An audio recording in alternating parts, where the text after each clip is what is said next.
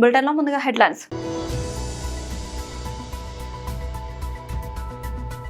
తెలంగాణ భవన్లో బీఆర్ఎస్ నాయకుల press meet.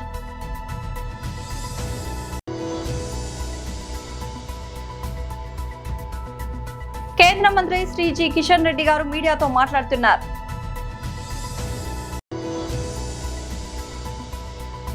Bharat America వాణిజ్య ఒప్పందంపై విపక్షాల ఫైర్.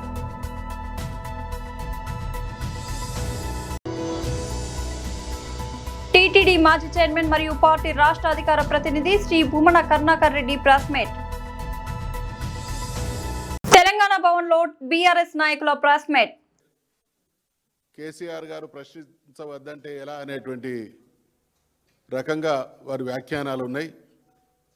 కేసీఆర్ గారు ఏ రోజన్నా ప్రశ్నించవద్దనేటువంటి మాట మాట్లాడినా సిట్ పరమైనటువంటి నోటీసులు అందినటువంటి క్రమంలో ఎన్నికల సందర్భంగా మున్సిపల్ ఎన్నికల అభ్యర్థులు బీ ఫార్ములా బ్యూజీలో ఉన్న కొంత సమయాన్ని ఇవ్వమన్నాడు. అదే రకంగా సుప్రీంకోర్టు డైరెక్షన్కి సంబంధించినటువంటి అనేక విషయాలను లేవనెత్తడం కూడా జరిగింది. ఏ రోజు కూడా బీఆర్ఎస్ పార్టీ ఇటువంటి ప్రజలకు ఇచ్చినటువంటి హామీలను విస్మరించి ద్రోహం చేస్తూ తప్పుదారి పట్టించేటువంటి ప్రయత్నాలు చేస్తూ అనేక విచారణల పేరిట ప్రజలకు ద్రోహం చేస్తున్నటువంటి కాంగ్రెస్ ప్రభుత్వాన్ని అడుగడుగున నిలదీస్తూ ఉంటే దారి మళ్లించడానికి, ప్రజల్ని మిస్గైడ్ చేయడానికి అనేక రకాలైనటువంటి ఎంక్వైరీలు చేసినప్పటికీ ప్రతి సందర్భంలో బీఆర్ఎస్ పార్టీ స్పష్టంగా చెప్పింది విచారణలకు మేము సహకరిస్తామని. ఇవాళ కేసీఆర్ గారు జాతిపిత, కేసీఆర్ గారిని తెలంగాణ జాతి గౌరవించుకున్నటువంటి తీరుకు అది నిదర్శనం. ఇవాళ మీ పార్టీ, ఇవాళ కాంగ్రెస్ పార్టీ ఎవరి పేరిట నడుస్తూ ఉన్నది? గాంధీ గారి పేరిట రాజకీయాలు చేస్తున్నటువంటి పార్టీ. ఆయన కుటుంబానికి సంబంధం లేనటువంటి కుటుంబం గాంధీ పేరిట రాజకీయం చేస్తూ రాజకీయ పబ్బం గడుపుకున్నటువంటి కాంగ్రెస్ పార్టీ నాయకులు కేసీఆర్ గారు జాతిపిత. ముమ్మాటికి తెలంగాణ జాతి ఉన్నంత వరకు తెలంగాణ ప్రజల హృదయాలలో ఈ జాతిని విముక్తం చేసినటువంటి నాయకుడిగా చరిత్ర ఉన్నంత వరకు, తెలంగాణ జాతి ఉన్నంత వరకు గౌరవించబడేటువంటి మొదటి వ్యక్తి కేసీఆర్. రేవంత్ రెడ్డి నిన్న మీరు ముఖ్యమంత్రి హోదాలో మాట్లాడినటువంటి క్రమం తర్వాత పెద్దలు సుదర్శన్ రెడ్డి గారు ఏం చెప్పిండ్రు? ఈ హేట్ స్పీచ్లు సమాజానికి మంచివి కాదని అన్నారు. మరి అటువంటి పెద్ద మనిషి అటువంటి సూచన చేసినటువంటి మరుక్షణంలోనే ఇంత దిగజారేటువంటి మాట మాట్లాడి కేసీఆర్ గారి వ్యక్తిత్వానికి, కేసీఆర్ గారికి ప్రజల్లో ఉన్నటువంటి ఔన్నత్యానికి ఏదో రకంగా తగ్గించాలనేటువంటి నీ చిలిపి ప్రయత్నాలు తెలంగాణ సమాజం గమనిస్తూనే ఉంది. తెలంగాణ రాష్ట్రం ఏంది, తెలంగాణ ఉద్యమం ఏంది, ఎవరి పాత్ర ఏంది, మీ దుర్మార్గం ఏందనేటువంటి విషయం కూడా తెలంగాణ ప్రజానీకానికి స్పష్టత ఉన్నది అనేటువంటి విషయం గుర్తు చేస్తూ ఉన్నాం. టీటీడీ మాజీ చైర్మన్ మరియు పార్టీ రాష్ట్ర అధికార ప్రతినిధి శ్రీ భూమన కరుణాకర్ రెడ్డి ప్రెస్ మీట్. అధికారులను ముఖ్యమంత్రి గారు పిలిపించుకోవటం ఒక అసాధారణమైనటువంటి ఆలోచన. వాళ్ళ దగ్గర 11 పేజీల నివేదికను తీసుకున్న తర్వాత చాలా సుదీర్ఘమైన చర్చ చేశాము అని బయటికి వచ్చినటువంటి మంత్రులు నలుగురు మాట్లాడటం జరిగింది.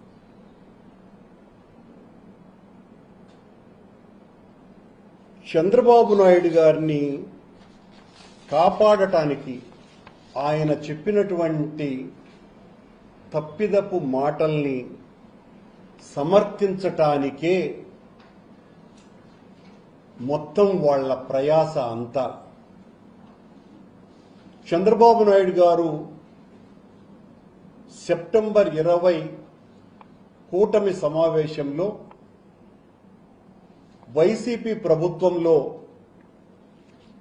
నెయ్యికి బదులుగా యానిమల్ ఫ్యాట్ను కలిపినారు లడ్డూలో అని ఆయన ప్రకటించిన తరువాత సుప్రీంకోర్టు ఆయన మాటల్ని ఆక్షేపించి అలా మాట్లాడటం మంచిదా అని ప్రశ్నించి వాళ్ళ ఆధ్వర్యంలో సిబిఐ నేతృత్వంలో సిట్టును ఏర్పాటు చేసింది. అందులో సిబిఐ అధికారులు, రాష్ట్ర అధికారులు కూడా ఉన్నారు. వాళ్ళు గత సంవత్సర కాలంగా సుదీర్ఘంగా విచారణ చేసి నివేదికను బయటపెట్టినారు. అది బయటికి వచ్చింది.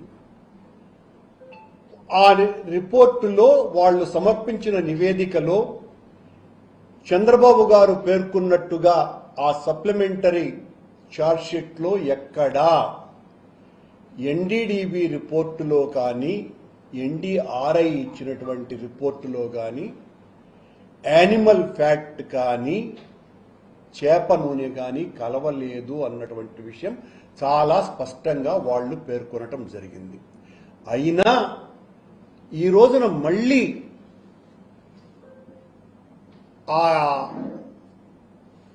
ఛార్జ్షీట్కు సంతృప్తి చెందినటువంటి ముఖ్యమంత్రి గారు, కేబినెట్ ఆ అధికారులను పిలిపించి ఈ రోజున ప్రత్యేక విచారణ చేపడుతున్నాము కొద్దిమంది మీద అని ఆ మంత్రుల చేత విలేకరుల సమావేశంలో మాట్లాడించటం జరిగింది.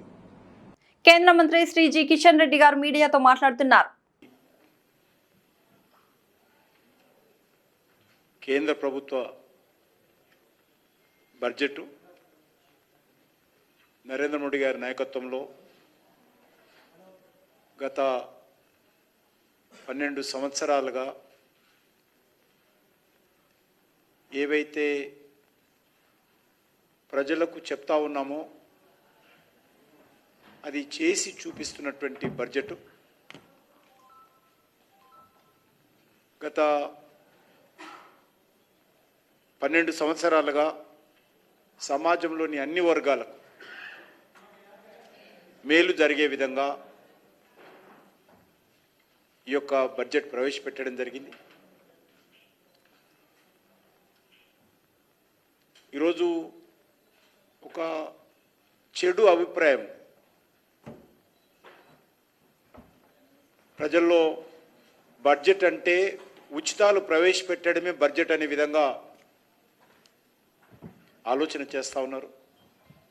బడ్జెట్ అంటే ఎలక్షన్స్లో లబ్ధి పొందడం కోసం మాత్రమే బడ్జెట్ పెడతారనేటువంటి ఆలోచన గతంలో ఉంది. ఆ రకంగా అన్ని పార్టీలు కూడా ప్రయత్నం చేస్తూ ఉన్నాయి. ఎలక్షన్స్ అప్పుడు ఆ రకం కూడా కొన్ని భారతీయ జనతా పార్టీ ప్రభుత్వాలు కూడా చేస్తుంటాయి. కానీ ఈ సంవత్సరం బడ్జెట్ మాత్రము ఎన్నికల బడ్జెట్ కాకుండా దేశంలోని అన్ని వర్గాల ప్రజల సంక్షేమం కోసం, భావితరాల భవిష్యత్తు కోసం 2047లో భారతదేశం ఒక డెవలప్డ్ కంట్రీగా, ఒక అభివృద్ధి చెందిన దేశంగా, ఒక వికసిత్ భారత్గా ఎమర్జ్ కావడం కోసము వేస్తున్నటువంటి అడుగులో మరొక అడుగు ఈ సంవత్సరం బడ్జెట్ అని ఈ సందర్భంగా మనం చేస్తా ఉన్నాను. ఇందులో యువతకు, గ్రామీణ ప్రాంతాలకు, పరిశోధనకు, పెట్టుబడులకు, ఉపాధి అవకాశాలకు పెద్దపీట వేయడం జరిగింది. దేశంలో ఒక సస్టైనబుల్ డెవలప్మెంట్, ఒక సుస్థిరమైనటువంటి ఆర్థిక ప్రగతి ఈరోజు ప్రజలైతే ఆకాంక్షిస్తున్నారో ఆ ఆకాంక్షలకు రెక్కలు విచ్చేటువంటి బడ్జెట్ ఇది. భారత్ అమెరికా మధ్య కుదిరిన వాణిజ్య ఒప్పందంపై ప్రతిపక్షాలు తీవ్ర స్థాయిలో విమర్శలు గుప్పిస్తున్నాయి. దేశ సార్వభౌమాధికారం, ప్రభుత్వ పారదర్శకత, రైతుల ప్రయోజనాలు, ఇంధన భద్రత వంటి అంశాలపై ఆందోళన వ్యక్తం చేస్తున్నారు. భారత ప్రభుత్వం బదులుగా అమెరికా అధ్యక్షుడు డొనాల్డ్ ట్రంప్ కీలక వ్యాఖ్యలు చేసినప్పటికీ కాంగ్రెస్, సమాజ్వాదీ పార్టీ నేతలు తీవ్ర అభ్యంతరం తెలిపారు. ఈ ఒప్పందం వల్ల అమెరికాకే ఎక్కువ ప్రయోజనం చేకూరుతుందని వారు ఆరోపించారు. ఈ ఒప్పందంపై సంతోషించాల్సింది ఏమీ లేదని కాంగ్రెస్ ఎంపీ సుఖ్దేవ్ భగత్ అన్నారు. IANS వార్తా సంస్థతో మాట్లాడుతూ గతంలో 3-4% ఉన్న టారిఫ్ ని ఇప్పుడు 18% తగ్గించామని సంబరపడడం ఆశ్చర్యంగా ఉంది. మన దేశానికి సంబంధించిన వాణిజ్య ఒప్పందాల గురించి ట్రంప్ చెప్పడం ఏంటి? మనం ఇంకా సార్వభౌమ దేశం కాదా? ఏ దేశం నుంచి చమురు కొనాలి, ఎవరితో వ్యాపారం చేయాలో అమెరికా నిర్ణయిస్తుందా? ప్రధాని బదులు ట్రంప్ నుంచి ఇలాంటి కీలక సమాచారం రావడం దేశానికి మంచి సంకేతం కాదు అని ఆయన వ్యాఖ్యానించారు. అమెరికా తన ప్రయోజనం లేకుండా ఏ ఒప్పందం చేసుకోదని, దీని వెనుక ఖచ్చితంగా రహస్య ఎజెండా ఉందని సమాజ్వాదీ పార్టీ ఎంపీ రామ్ గోపాల్ యాదవ్ ఆరోపించారు. అమెరికా చాలా తెలివైన వ్యాపారి. ఆయుధాల కొనుగోలు లేదా కొన్ని మార్గాల నుంచి చమురు కొనవద్దనే ఒత్తిడి వంటివి దీని వెనుక ఉండొచ్చు. వారు బహిరంగంగా ఒప్పుకోరు, కానీ ఖచ్చితంగా ఏదో దాగి ఉందని ఆయన తెలిపారు. మేడ్చల్ జిల్లా సురారం 50కి పైగా రోబోటిక్ విధానంతో విజయవంతంగా ఇంట్రా కార్డియాక్ గుండె ఆపరేషన్లు చేసి దేశంలో అరుదైన మైలురాయిని చేరుకుంది అంటూ సంతోషం వ్యక్తం చేశారు మల్లారెడ్డి నారాయణ ఆసుపత్రి యాజమాన్యం. సురారంలోని మల్లారెడ్డి నారాయణ ఆసుపత్రిలో జరిగిన మీడియా సమావేశంలో ఆసుపత్రి వైస్ చైర్మన్ ప్రీతిరెడ్డి మాట్లాడుతూ రోగులకు ప్రపంచ స్థాయి వైద్యం అందించాలనే లక్ష్యంతో వైద్య సేవలు అందిస్తున్నామని, ఈ ఘనతతో మా మల్లారెడ్డి నారాయణ మల్టీ స్పెషాలిటీ మరో మైలురాయిని చేరుకోవడం ఆనందంగా ఉందని తెలిపారు. తెలంగాణలో మొదటిసారిగా స్వదేశీ సర్జికల్ రోబోటిక్ సిస్టమ్ అయిన SSI మంత్రాన్ని ప్రారంభించడం ద్వారా తమ హాస్పిటల్ ప్రపంచ స్థాయికి చేరుకుంటుందని ఆశాభావం వ్యక్తం చేశారు. Cardiac robotic heart surgeries. A very first time in South India as well as East and West India together. And of course, this is the news at the national level that we are the first to complete 50 intracardiac heart surgeries, robotic heart surgeries in our hospital. This couldn't be possible with the efforts of the entire team and their hard work. Of course, to begin with our CEO, Dr. Rakesh Prabhu Garu, Adevidanga, our senior cardiothoracic surgeon, and who is an expert in doing mix and robotic surgeries, Dr. Harish Badami Garu. And of course, let us not forget our team of anesthesia, Dr. Srinivas Garu.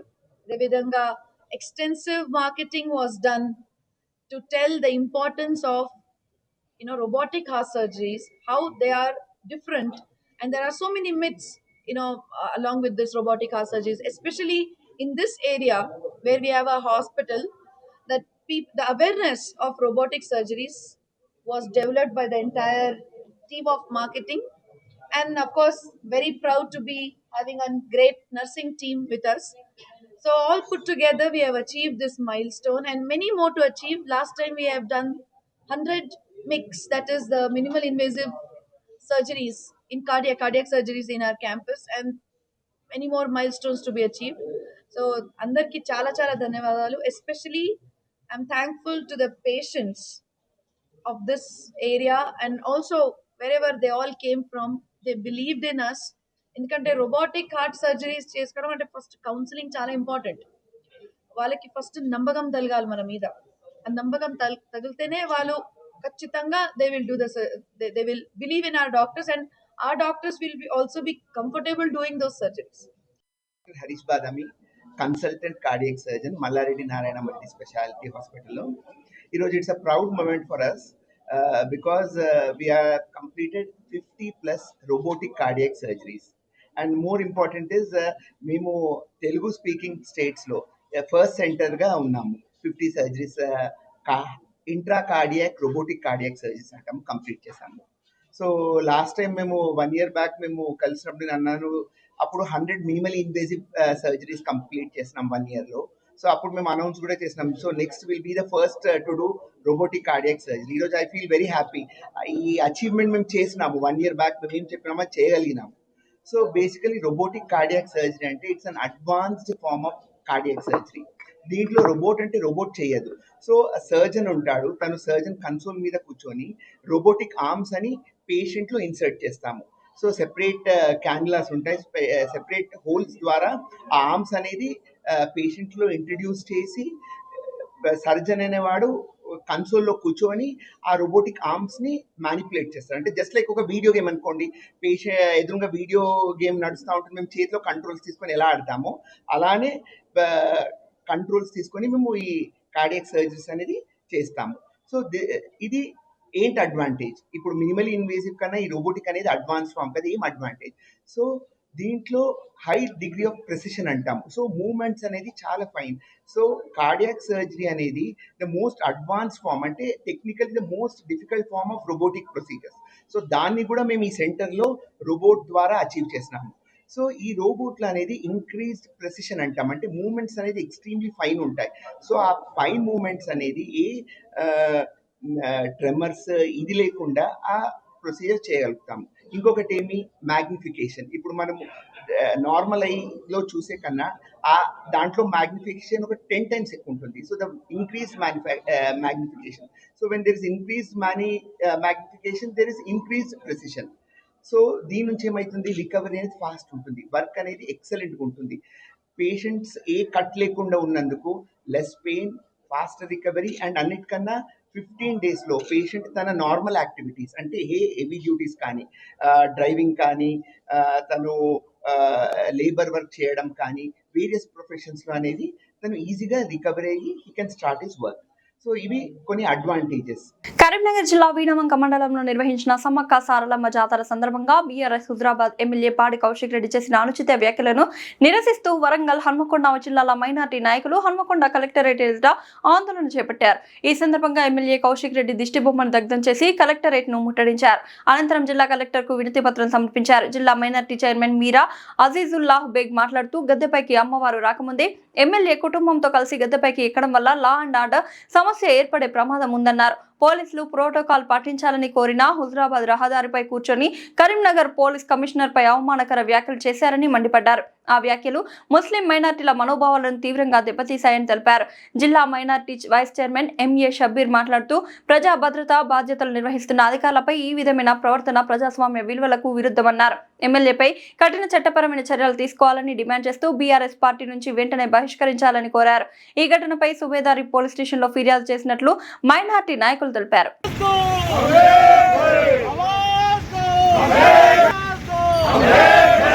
Kaushik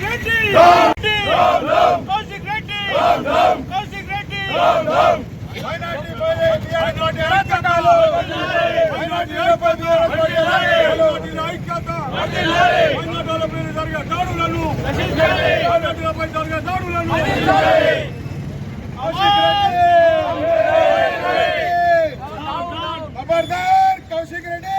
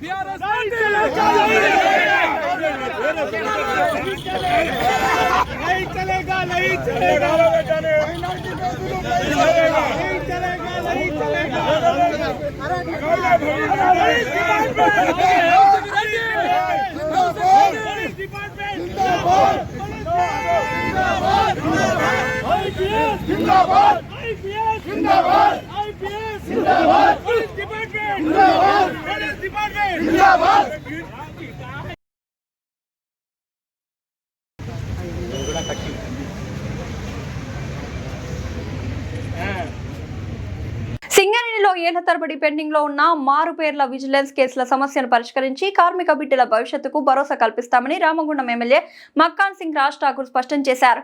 ఈ మేరకు Ramagundam MLA camp కార్యాలయంలో సోమవారం మారు పేర్ల vigilance సమస్య కారణంగా ఉద్యోగాలకు దూరమైన పిల్లలతో కలిసి ఎమ్మెల్యే మాట్లాడారు. ఈ కార్యక్రమంలో పలువురు బాధిత కార్మికుల కుటుంబ సభ్యులు లక్కా శ్రావణ్ గౌడ్, పర్తపల్లి హరీష్, జక్కు శ్రావణ్, దిష్ బాబు, సందీప్, ఓం ప్రకాష్, దన్నడ రాజు, ఆవుల రవి, ప్రదీప్ తదితరులు పాల్గొన్నారు.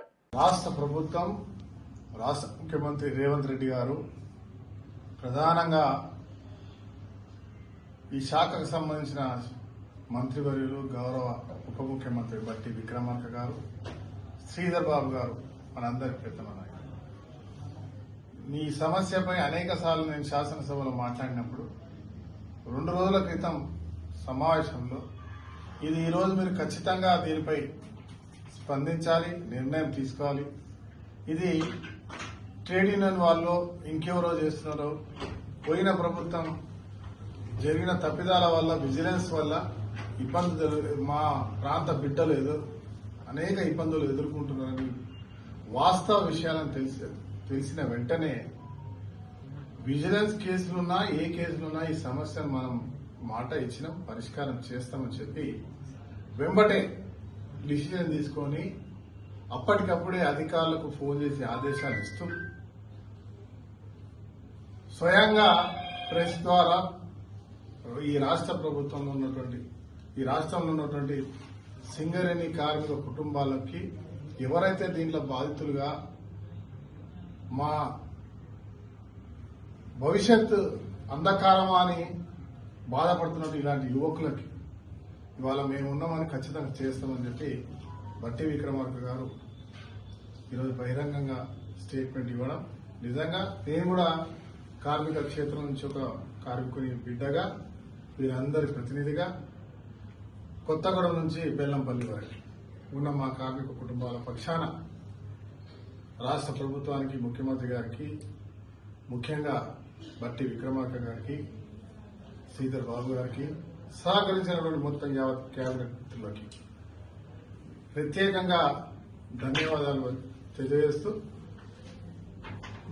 కోడ్ అయిపోయిన వెంటనే ఒక అధికారికంగా పెట్టి 218 మంది డిపెండెంట్ ఉద్యోగాలైన వాళ్ళకి ముఖ్యమంత్రి గారి ద్వారా ఉద్యోగ పత్రాలు ఇప్పించే కార్యక్రమంతో పాటు మారు పేర్లను వెంబటే చేయబోతా ఉన్నామని కూడా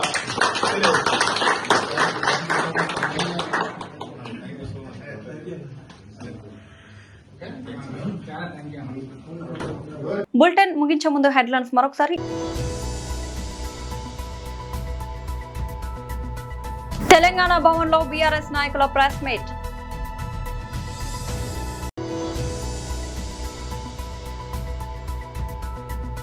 కేంద్ర మంత్రి శ్రీ జి కిషన్ రెడ్డి గారు మీడియాతో మాట్లాడుతున్నారు.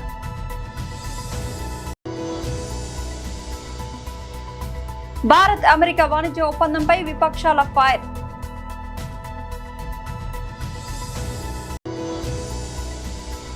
టీటీడీ మాజీ చైర్మన్ మరియు పార్టీ రాష్ట్ర అధికార ప్రతినిధి శ్రీ భూమన కరుణాకర్ రెడ్డి ప్రెస్ మీట్.